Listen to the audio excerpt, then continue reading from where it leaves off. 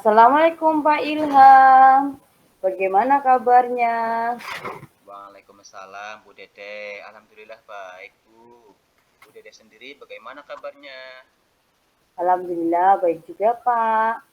Pak Ilham, apa ada waktu? Oh, tentu saja ada waktu Bu Dede. Memangnya ada apa ya Bu? Nah, sebelumnya terima kasih ya Pak ya. Ini saya ada sedikit permasalahan Pak. Apakah Pak Ilham bisa berbagi dengan saya Pak Oh, tentang tentu saja. permasalahan? Tentu saja saya mau berbagi dengan Bu Dede. Memangnya setelah berbincang-bincang dengan saya, apa yang ingin Bu Dede harapkan? Ya, iya Pak, saya ingin nantinya saya dapat menyelesaikan permasalahan saya dengan solusi yang terbaik Pak, yang saya hadapi saat ini Pak. Oh, begitu ya Bu ya. Tentu saja boleh. Justru saya merasa senang jika bisa berbagi dengan Bu Dede sehingga dapat menyelesaikan permasalahan yang sedang Ibu Dede hadapi. Oh iya Bu, kalau boleh tahu permasalahannya seperti apa ya Bu ya? Eee, Permasalahannya seperti ini Pak, yang terjadi di dalam kelas saya itu, anak-anak kurang antusias, kurang memahami saat misalnya menerima penjelasan dari dari saya Pak. Oh begitu ya. Jadi permasalahannya murid-murid Ibu itu kurang memahami. Terus gitu. Nah, kalau boleh tahu permasalahannya itu tadi berarti kurang memahami ya Bu ya? Hmm, Gini Pak, di kelas saya itu ada siswa, itu 2 orang itu suka melamun. Akhirnya dia tidak antusias kan, kurang fokus dalam pembelajaran. Akhirnya dia tidak dapat memahami pembelajaran yang diterangkan pada saat pembelajaran tersebut, Pak. begitu ya Bu ya. Nah, kalau boleh tahu nih Bu Dedeh, nah kira-kira penyebab murid Ibu itu suka melamun sehingga tidak fokus pada saat pembelajaran, nah terus tidak memahami materi yang Ibu sampaikan itu kenapa ya Bu ya?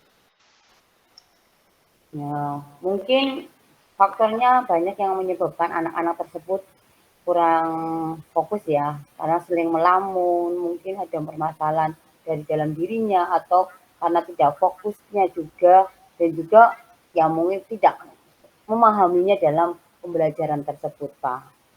Oh begitu, jadi ada beberapa faktor yang menyebabkan murid-murid tersebut itu ya Bu ya, tadi Iya. melamun, terus tadi ada apa kurang fokus. Nah, menurut Ibu nih, nah, faktor apa yang menyebabkan murid-murid tersebut itu suka melamun, Bu? Menurut saya murid itu ya suka melamun dalam kelas, misalnya saya ajak ngobrol ya, ajak saya tanya anak itu, kenapa anak itu melamun? Nah, ternyata anak tersebut menjawabnya yang pertama itu karena tidak dikasih uang saku sama orang tuanya, ya. Itu yang pertama. Yang anak yang kedua kenapa juga dia menjawabnya karena kurang memahami materi yang sedang dipelajari saat itu, Pak. Hmm, ya ya ya ya Bu. Oh begitu ya. Jadi faktornya berbeda-beda ya Bu ya. Jadi ada Iya. yang tidak membawa uang saku, terus ada juga yang tadi tidak memahami materi. Nah, jadi kalau saya perhatikan kira-kira itu kalau dari skala 1 sampai 10 ya Bu ya. Nah, ini Iya. besar harapan Ibu agar murid tersebut dapat menerima materi yang Ibu Dede sampaikan itu kira-kira di kisaran berapa itu Bu?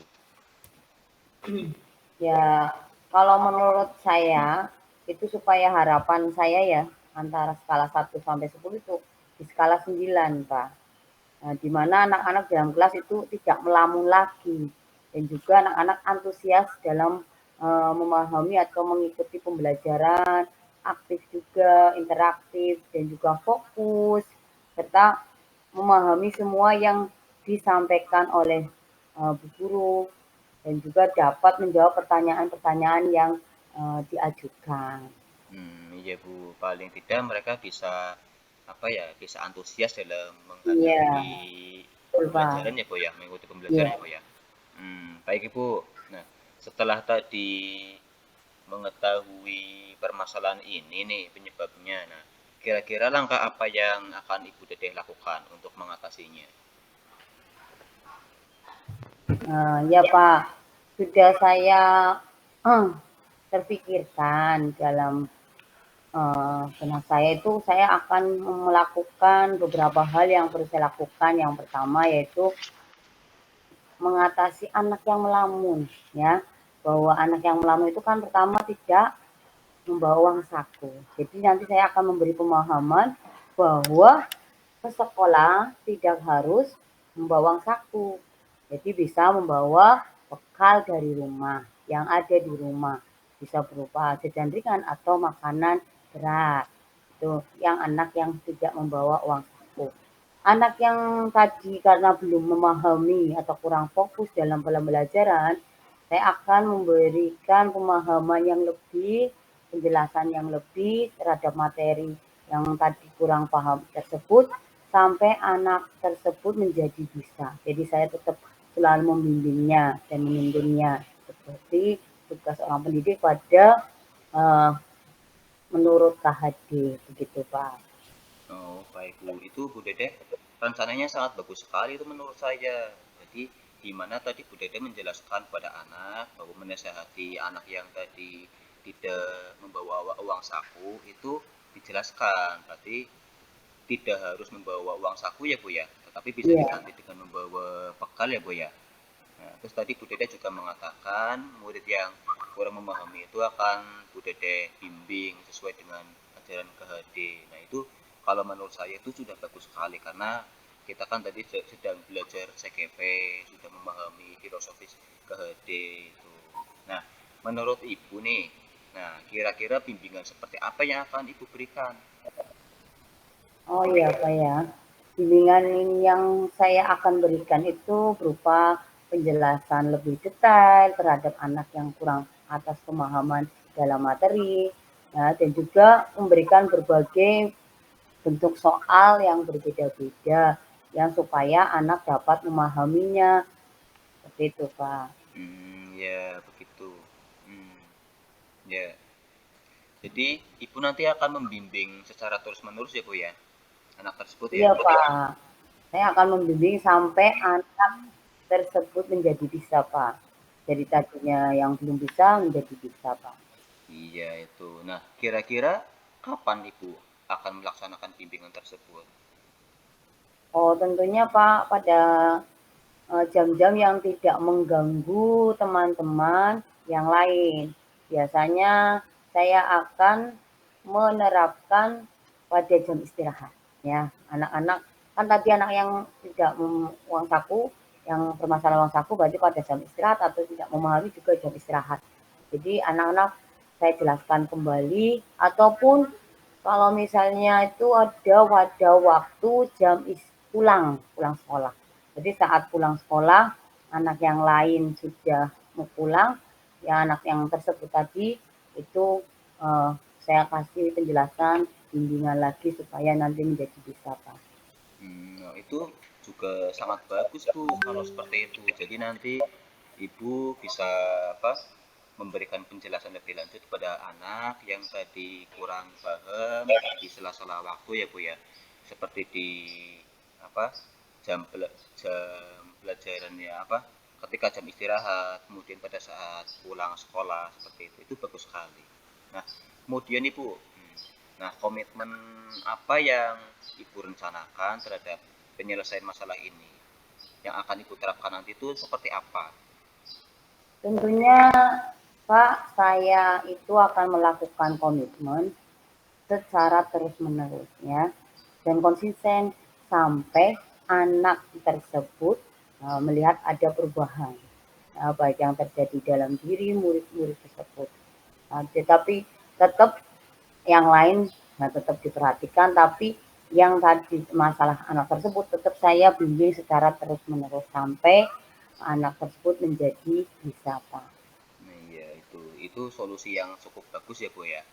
Nah, kira-kira lagi nih, siapa saja yang nanti akan membantu Ibu dalam menjaga komitmen ini?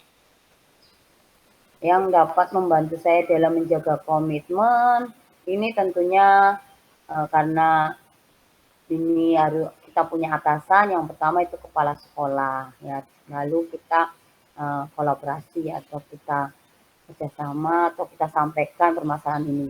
Juga kita berbagi sama rekan sejawat. Tentu yang tidak kita harus selalu eh, dengan wali murid, karena wali murid adalah untuk kita tahu tentang jati diri anak tersebut, eh, permasalahannya di rumah atau di sekolah. Itu kita juga selalu bekerja sama atau komunikasi dengan wali murid. Seperti itu, Pak. Iya Bu. Berarti nanti saling berkolaborasi Bu ya, biar Iya, mendapatkan hasil iya, yang lebih baik. Begitu Bu. iya Pak, betul sekali Pak. Baik Seperti Bu. itu. Kemudian bagaimana tindak lanjut Ibu yang akan Ibu lakukan ke depannya setelah ada masalah seperti ini? Ya, saya akan menjalin komunikasi bertambah lagi yang baik dengan orang tua, wali murid, dan juga menjaga komitmen ini yang tadi saya utarakan agar sama-sama memberikan bimbingan kepada murid yang membutuhkan. Oh, itu bagus sekali rencana Bu Dede ini. Jadi kedepannya agar murid dapat fokus dan memahami materi yang Bu Dede sampaikan, nanti Bu Dede akan memberikan bimbingan yang lebih ya Bu ya. Terus Iya kemudian Pak. akan menjalin komunikasi dengan orang tua, dengan kepala sekolah, dengan rekan sejawat. Nah, itu ya Bu ya. Gitu Iya, ya Bu. iya Pak. Hmm, Seperti itu. iya. Baik Bu Dedeh, dari perbincangan ini nih, kira-kira bagaimana perasaan Ibu setelah tadi kita berbincang-bincang? Alhamdulillah Pak, saya sedikit lega karena sudah berbagi cerita dengan Pak Ilham dan dapat menemukan solusi yang selama ini saya masih cari, ternyata sudah ditemukan sekarang Pak. Terima kasih untuk permasalahan yang sudah terjadi di kelas saya. Alhamdulillah juga dapat bernafas dengan lega pokoknya. Alhamdulillah kalau begitu ya Bu ya. Nah ini rasa perbincangan ini sungguh sangat luar biasa nih Bu. Dan saya harap mudah-mudahan Bu Dede nanti dapat melaksanakan apa yang tadi sudah direncanakan dengan penuh semangat. Ya, insya Allah Pak Ilham, saya akan semangat, selalu semangat, tanpa bosan-bosannya untuk membimbing murid-murid saya Pak. Amin. Nah, baik Bu Dede, kira-kira ada hal lain yang akan kita bicarakan lagi? Terima kasih, saya rasa sudah cukup Pak untuk masalah saya. Terima kasih banyak Pak atas waktunya sudah diberikan kepada saya berbincang-bincang seperti ini Pak. Oh ya, sama-sama Bu Dede. Baik Bu Dede, kalau begitu, kalau memang tidak ada hal yang ingin kita bicarakan lagi, saya mohon diri nggih. Sampai jumpa di lain waktu dan kesempatan. Mudah-mudahan nanti apa yang Bu Dede rencanakan bisa berhasil. Saya tunggu aksinya Bu Dede. Ya. Baik Pak, terima kasih. Wassalamualaikum warahmatullahi wabarakatuh. Terima kasih Waalaikumsalam Pak. warahmatullahi wabarakatuh.